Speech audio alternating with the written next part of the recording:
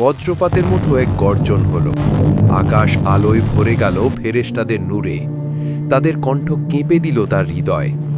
হে কামরান, জেনে রাখো, এই তলোয়ার শুধু আল্লাহর নামে চলবে। যদি তুমি পাপ করো, তলোয়ার তোমাকে রক্ষা করবে না, বরং এটি তোমার বিরুদ্ধে সাক্ষী হয়ে দাঁড়াবে। কামরান কেঁদে উঠল, না, আমি পাপ করব না, আমি প্রতিশ্রুতি দিচ্ছি। কিন্তু তখনই আগুনের লেলিহান শিখা তাকে ঘিরে ধরল। শিকল যেন তার হাত পা জড়িয়ে নিল। সে শ্বাস নিতে পারছিল না, মুক্তি চাইতে লাগল। হঠাৎ ঘুম ভেঙে গেল। সে ঘামে ভিজে গেছে, বুক ধড়ফড় করছে। ঘরের কোণায় রাখা তলোয়ারে এখনো হালকা লাল আভা জ্বলছে। তার মনে কেবল একটি বাক্য ঘুরতে লাগল, তলোয়ার পাপীর নয়, আল্লাহর আমানত।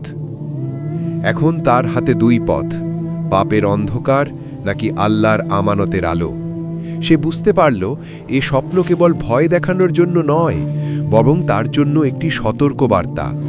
এখন সিদ্ধান্ত তার, সে কি পাপের পথে যাবে নাকি সত্যিকারের আমানতের দায়িত্ব পালন করবে।